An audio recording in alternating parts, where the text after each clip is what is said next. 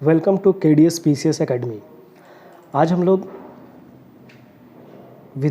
झारखंड में हुए विद्रोहों को लेकर के एक बहुत ही महत्वपूर्ण विद्रोह जिसका नाम भूमिज विद्रोह है उस पर चर्चा करते हैं। भूमिज विद्रोह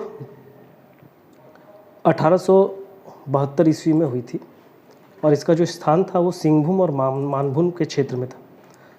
भूमिज विद्रोह का नेतृत्व गंगा नारायण सिंह ने किया था और इसका दमन जो है वो अंग्रेजी हुकूमत के सरकार के अंडर में काम करने वाले लेफ्टिनेंट टिमर, ब्रैडन और डेंट ने किया था।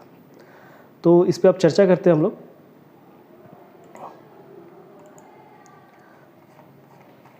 सबसे पहले देखते हैं भूमिज विद्रोह के नायकों के बारे में। झारखंड प्रदेश जो कि उस समय बिहार, बंगाल, उड़ीसा का मिला जुला एक क्षेत्र हुआ करता था, उस क्षेत्र में एक जगह है बड़ा भूम, और बड़ा भूम के राजा थे बेलाक नारायण। बेलाक नारायण सिंह बड़ा भूम के राजा थे और उनकी 2 रानियां थीं। बड़ी रानी का छोटा बेटा लक्ष्मण सिंह था और छोटी रानी का बड़ा बेटा रघुनाथ सिंह था। अंग्रेज़ों के द्वारा यहाँ पे पक्षपात करके रघुनाथ सिंह को राजा बनाया गया था, जिसका विद्रोह गंगा नारायण सिंह ने किया था। चूँकि झारखंड प्रदेश में आदिवासी जनजातीय मूल में जो सत्ता होती है वो मातृपक्ष को लेकर के होती है, तो इस हिसाब से जो बड़ी रानी थी उनका ही बेटा राजा बनता। तो देख लेते एक नज़र इस पारिवारिक चयन को। तो बेलाक नारायण सिंह बड़ा भूम के राजा थे। उनकी 2 रानियाँ थीं, छोटी रानी जिनका बेटा था रघुनाथ सिंह और बड़ी रानी जिनका बेटा था लक्ष्मण सिंह। रघुनाथ सिंह के 2 बेटे हुए, एक गंगा गोविंद सिंह और दूसरे माधव सिंह। और लक्ष्मण सिंह जो कि छोटी रानी के बेटे थे, उनके एक पुत्र हुए जिनका नाम है गंगा नारायण सिंह। यही भूमिज विद्रोह के नायक के रूप में उभरे।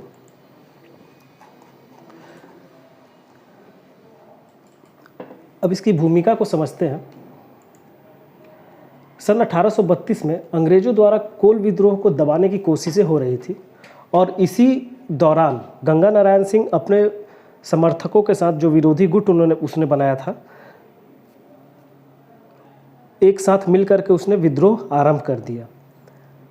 इस विद्रोह का नाम अंग्रेजों ने ही भूमिज विद्रोह दिया था, जिसे बाद में गंगा नारायण सिंह का हंगामा भी कहा गया।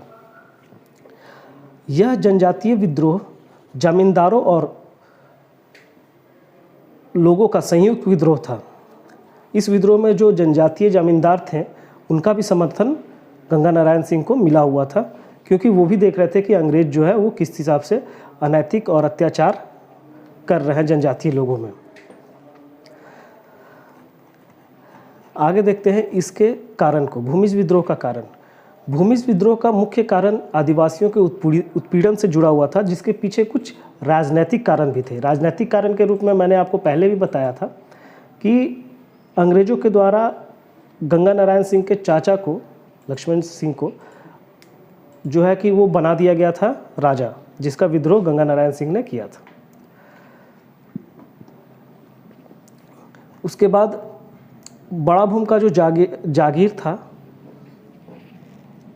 गंगा नारायण सिंह से उसके भाई ने, माधवलाल सिंह ने हड़पने का षड्यंत्र रचा।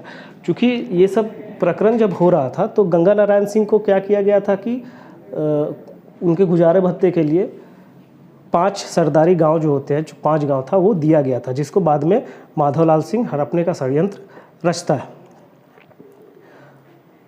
माधवलाल जब दीवान बनता है तो उसने जो गंगा नारायण सिंह को, जैसा मैंने बताया, गंगा नारायण सिंह को खोरपोश मतलब गुजारे भत्ते के लिए, जो भी मतलब कि अगर दिया गया है, कोई गांव अगर किसी को दे दिया जाता है या कोई क्षेत्र दे दिया जाता है तो वहाँ से जो टैक्स कलेक्ट किया जाता है उससे वो अपना गुजारा भत्ता चला सकते हैं। तो माधवलाल जब दीवान बनता है तो वो गंगा नारायण सिंह को जो दिया गया था 5 सरदारी गांव, जो कि उसके खोरपोश यानी उसके गुजारे के लिए वहाँ से काम हो जाता था, तो उसको वो छीन लेता है तथा लोगों पर गृह कर के रूप में घटकटी कर लगा दिया जाता है। अब लोग जो घर बनाते हैं उसके ऊपर भी कर लगा दिया। किसने लगा दिया? तो माधवलाल जो दीवान बना था उस समय। अब मतलब कि अगर कोई घर भी बनाता तो उसको घर बनाने का टैक्स, यानी कि जिसे उस समय के हिसाब से एक इम्पॉर्टेंट क्वेश्चन है कि गृह कर के रूप में कौन सा टैक्स लिया जाता था, तो उसे कहते थे घर टकी, माफ़ कीजिएगा, घर टकी कर लगा दिया गया। इससे जनता का बहुत ज़्यादा शोषण होने लगा था। अब कोई अगर घर भी बनाए और उस पर भी टैक्स देने लगे उस समय, मतलब कि 1832 के समय में, तो सोचने वाली ही बात है। और जनजातीय लोग इससे ज़्यादा उनका शोषण होने लगा। इन्हीं सब प्रकरणों को देखते हुए जब गंगा नारायण ने इसका विरोध किया तो माधोलाल जो है वो अंग्रेज़ों की शरण में चला जाता है। गंगा नारायण ने भी इस हालात को समझा और इसे गंभीरता से लेते हुए उसने उन जमींदारों से संपर्क किया जो कि अंग्रेजी व्यवस्था से दुखी थे, त्रस्त थे। उसके साथ गंगा नारायण को जनजातीय लोगों का भी समर्थन प्राप्त हुआ, क्योंकि आदिवासी लोग भी इस व्यवस्था से बहुत ज़्यादा निराश थे। इस विद्रोह में गंगा नारायण सिंह को कोल विद्रोह के प्रमुख नेता बिंद राय मानकी का भी समर्थन प्राप्त हुआ। जो भूमिज विद्रोह था इसका समर्थन बिंद राय मानकी, जो कि उस समय कोल विद्रोह के नायक हुआ करते थे, उनका भी समर्थन गंगा नारायण सिंह को प्राप्त हो गया। मुंडा, कोल एवं हो जनजाति के लोग भी इस विद्रोह में प्रमुख भूमिका निभाए। अब इसके दमन के बारे में देखते हैं। भूमिज विद्रोह के दमन को लेकर के अंग्रेज़ों में चर्चा होने लगी। चूँकि अंग्रेज़ों के जो खास लोग हुआ करते थे उन पे जनजातीय लोगों का विरोध और गुस्सा टूटने लगा, तो इसको लेकर के इसके दमन की नीतियाँ बनाई जाने लगी। जब ये भूमिज विद्रोह व्यापक रूप ले चुका था तो कंपनी की सेना इन विद्रोह को दबाने के लिए लेफ्टिनेंट ब्रैडन और टीमर के नेतृत्व में निकल पड़ी थी। तो भूमिज विद्रोह को दबाने के लिए किनके नेतृत्व में कंपनी की सेना निकली थी? तो वो दो थे, एक लेफ्टिनेंट ब्रैडन और एक टीमर थे।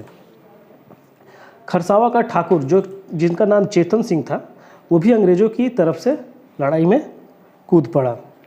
मतलब खरसावा का जो ठाकुर था जिसका नाम था चेतन सिंह, वो अंग्रेज़ों की तरफ से लड़ा था।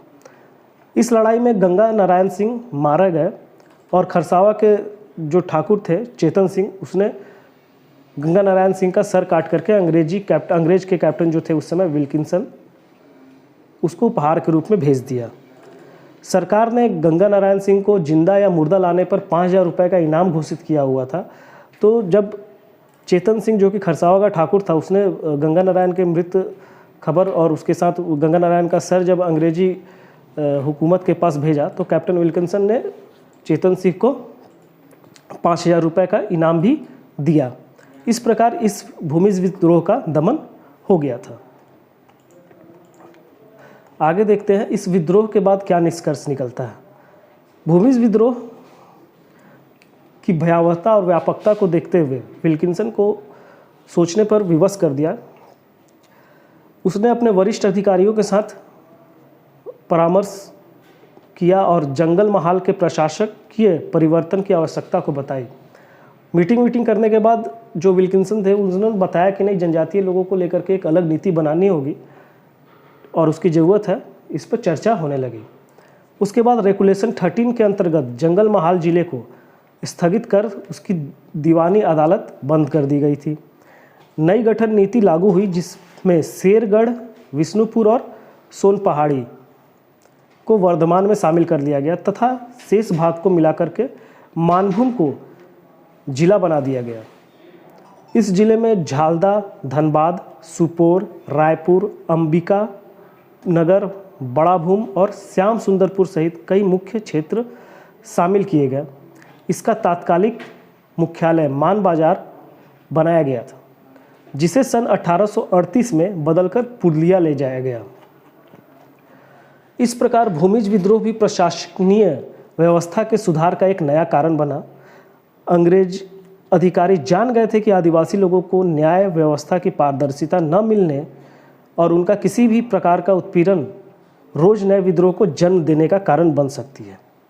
इस प्रकार प्रशासनिक व्यवस्था को गवर्नर के अधीन करके इस दिशा में सार्थक कदम उठाए गए। तो स्टूडेंट्स, तो ये था